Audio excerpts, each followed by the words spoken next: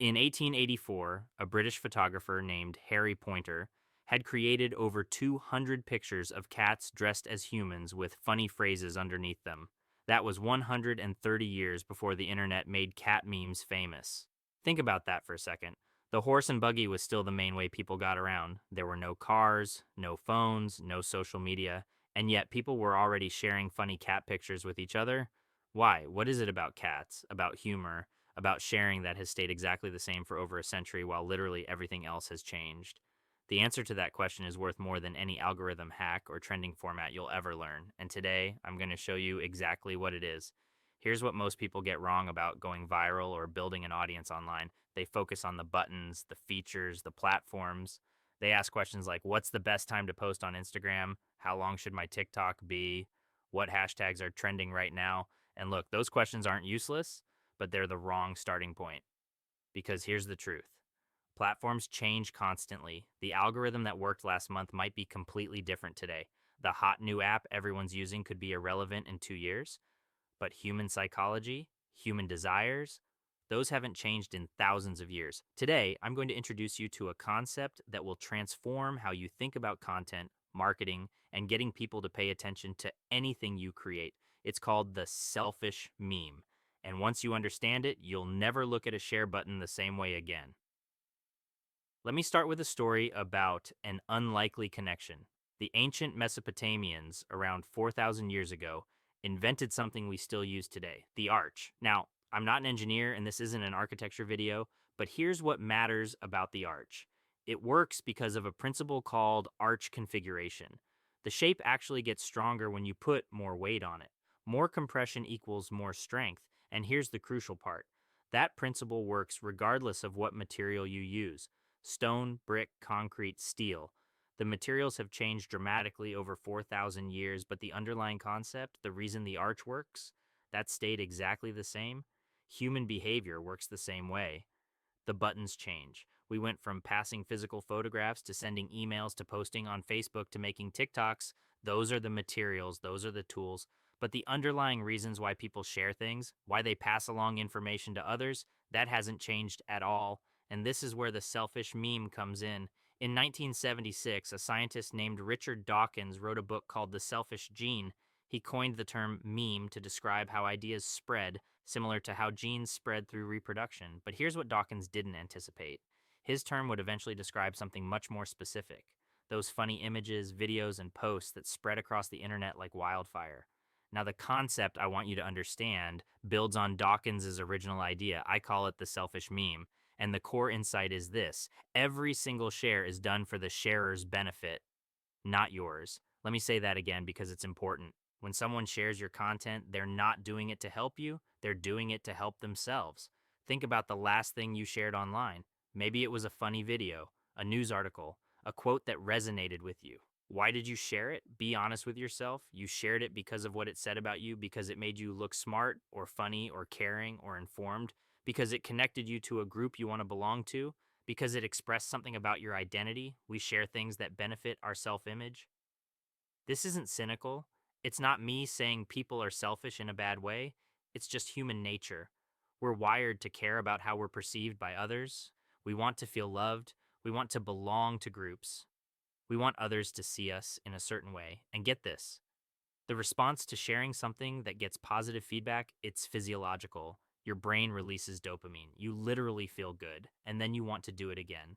So when you create content and you're hoping people will share it, you need to ask yourself a different question than most creators ask. Most creators ask, is this good content? The better question is, does sharing this make the sharer look good? Let me give you a concrete example. Think about those cat memes, the lol cats that took over the internet in the mid 2000s. They're funny, they make people smile. But here's the thing: nobody knows or cares who created any individual cat meme. The original creator gets zero credit. The image just gets passed around until it eventually fades into the depths of the internet.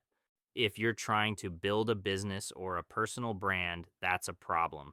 A share doesn't help you if nobody cares who made the thing being shared. So, what does this mean practically? It means your content needs to do two things simultaneously. First, it needs to benefit the sharer's self image. It needs to make them look good, feel smart, or connect them to a group they care about. That's what makes it spread. But second, and this is what most viral content misses, it needs to be connected to you in a meaningful way. The share has to benefit you somehow, not just get passed around anonymously. This is the balance every content creator needs to strike. Now, let me connect this back to the Arch principle. The biggest mistake you can make is trying to keep up with every new innovation before understanding why people use those innovations in the first place. I see this constantly. Someone hears that Threads is the new hot platform, so they rush to create a Thread strategy.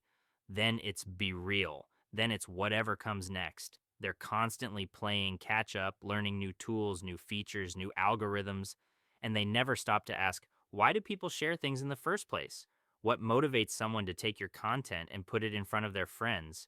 If you understand that, if you understand the underlying principle, then the specific platform doesn't matter. You can adapt your approach to any tool, any software, any button that exists now or will exist in the future.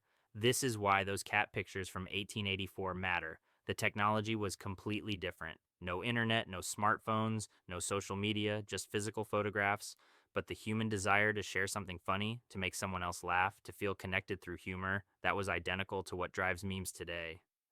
130 years of technological revolution, and the core human motivation stayed exactly the same. So here's how to apply this.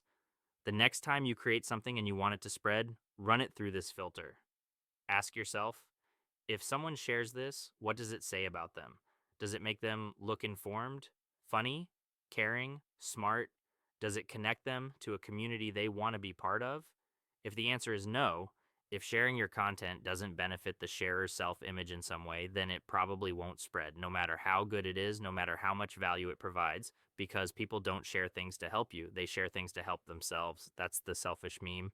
And once you accept that, once you design your content around that truth, everything changes. Let me bring this all together. We started with a 130-year-old story about cat photographs, and we ended up with a framework for understanding why anything spreads online. Here are the key ideas to remember. First, the selfish meme. Every share is done for the share's benefit, not yours. People share content that makes them look good, feel smart, or connects them to groups they care about. Second, the Arch principle. The specific tools and platforms change constantly, but human desires stay the same. Master the underlying concept, and you can adapt to any new technology. Third, your content must benefit the sharer's self image to spread. If sharing your stuff doesn't make someone look or feel good, it won't get shared, period. And fourth, understanding human behavior beats learning every new platform. Stop playing catch up with every new feature and algorithm. Focus on what motivates people at a fundamental level. Here's what I want you to do right now. Think about the last piece of content you created that you hoped would spread. Ask yourself honestly, did sharing it benefit the sharer's self image? Or were you just hoping people would help you out? Drop your answer in the comments. I read every single one, and I'd love to know what you discover about your own content. If this changed how you think about creating content, subscribe to the channel. This is just the foundation. We're going to go much deeper into the psychology of why people share, engage, and pay attention. I'll see you in the next one.